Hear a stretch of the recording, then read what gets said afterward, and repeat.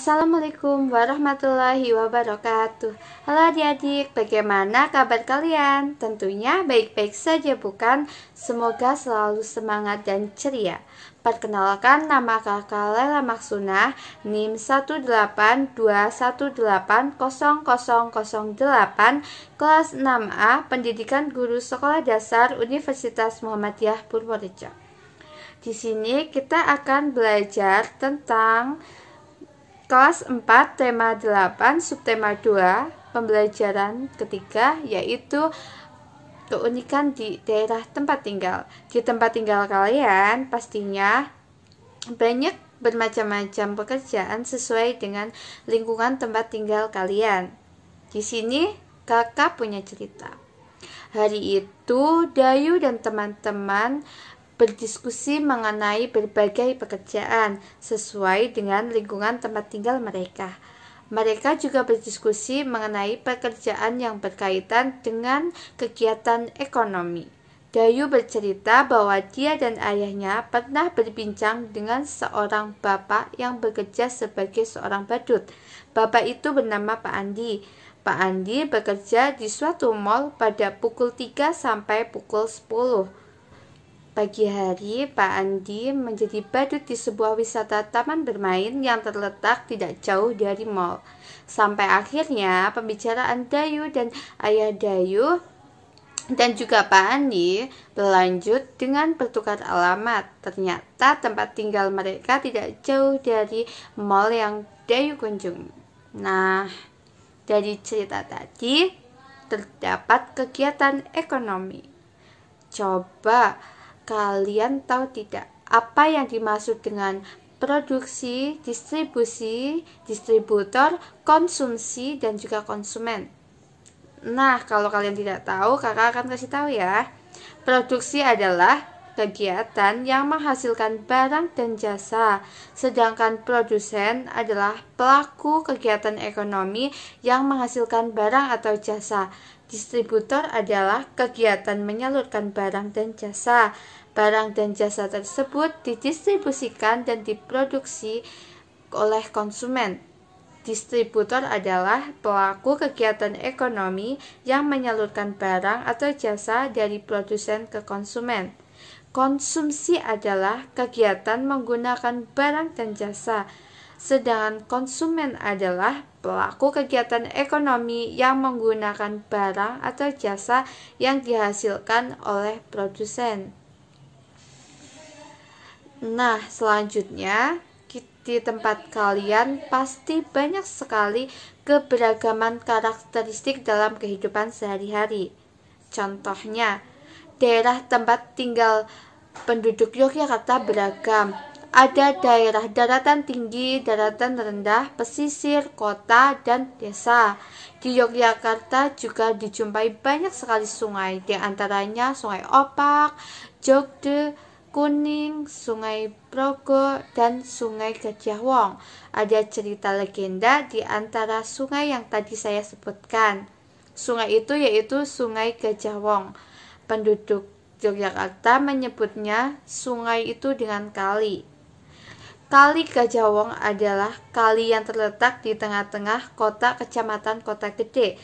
Panjang kali tidak lebih dari 20 km. Pada abad ke-17, kali ini merupakan kali kecil. Masyarakat di situ menyebutnya dengan sebuah kalen yang artinya yaitu adalah kali. Dan airnya pun hanya mengalir dan airnya hanya gemercik. Secara menyikapi keberagaman karakteristik itu juga ada karakteristik di sekolah, yaitu dengan cara menghargai teman yang berbeda fisik, berbeda agama, asal, dan daerah. Kita harus tetap menjalin persahabatan dengan semua teman-teman tanpa membeda-bedakan baik fisik, agama, maupun asal daerah. Selanjutnya kita akan belajar tentang cerita fiksi. Apa itu cerita fiksi? Cerita fiksi adalah cerita rekaan dan bukan berdasarkan fakta atau kejadian nyata. Contoh cerita fiksi yaitu adalah Kali Gajah Wong. Hari itu kisah Pawira bersiung riang seperti biasanya. Ia akan memandikan gajah milik junjungannya Sultan Agung Kerajaan Mataram. Dengan senang hati, Sapawira menuntun gajah tersebut yang dinamai Kiai Dwi Pangga itu.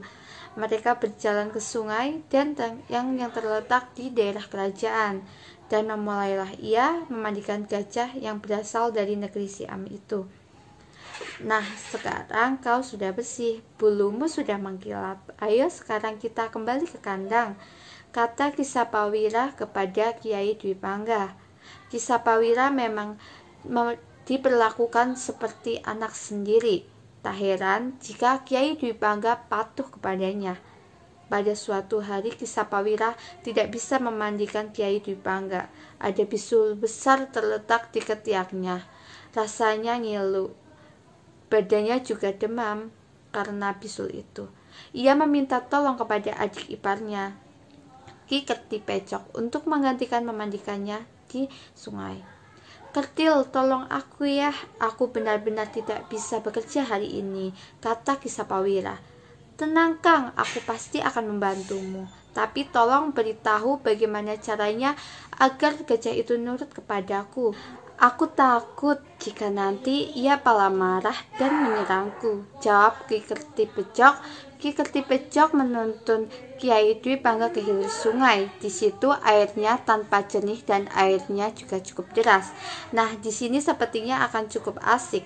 Ayo sana masuk dan berendamlah. Aku akan menggosok punggungmu dengan daun kelapa ini, kata Ki Kertipejok sambil memukul pantat Dwi Pangga. Sambil memandikan Kiai Dwi Pangga, Ki Kertipejok berpikir, sebaiknya aku beritahu Kakang untuk memandikan gajah di sini. Di sini airnya lebih dalam, arusnya juga cukup deras. Aneh, kok selama ini Kanjeng Sultan tak tahu keberadaan sungai di sini. Saat ia sibuk berbicara sendiri, tiba-tiba dari arah hulu datanglah banjir bandang. Banjir itu datang dengan sangat cepat. Ki Kertipejok dan Kiai Dwi Pangga bahkan tak menyadarinya. Dalam sekejap mereka terbawa arus. "Tolong, tolong!" teriak Ki Kertipejok. Tapi tak ada satupun yang mendengar. Sungguh menyedihkan nasib Ki Kertipejok dan Kiai Dwi Pangga. Mereka terseret arus dan hilang di Laut Selatan. Mereka binasa dalam kebinasaan banjir bandang itu. Ki Pejok tidak tahu bahwa Sultan melarang mandi di situ karena di situ dapat datang banjir sewaktu-waktu. Ki Sapawira berduka. Ia sangat sedih karena kehilangan adik ipar dan gajah kesayangannya. Untuk mengenang tersebut, Sultan Agung menamainya dengan Sungai Kali Gajah Wong. Kali berarti sungai, Gajah Wong berarti gajah dan orang. Kali Gede Wong ini terletak di sebuah timur kota gede Yogyakarta. Nah, itu cerita Kali Gajah Wong. Sekarang kita akan membahas tentang, coba sebutkan dari cerita Gajah Wong tadi siapa aja tokohnya. Nah, tokohnya itu Ki Sapawira, Kiai Dwi Pangga, Ki Kertipejok, dan Sultan Agung. Lalu dari tokoh yang diceritakan tersebut merupakan tokoh protagonis, yaitu Ki Sapawira, Kiai Dwi Pangga, Ki Kertipejok, dan Sultan Agung. Semua tokoh tersebut tidak menunjukkan sikap jahat. Jadi dalam sikap dari cerita tersebut semuanya tidak ada yang antagonis. Nah, itu saja yang bisa dapat kakak sampaikan. Senang sekali kan pelajaran kali ini. Sampai di sini dulu ya adik-adik. Selamat belajar. Terima kasih. Wassalamualaikum warahmatullahi wabarakatuh.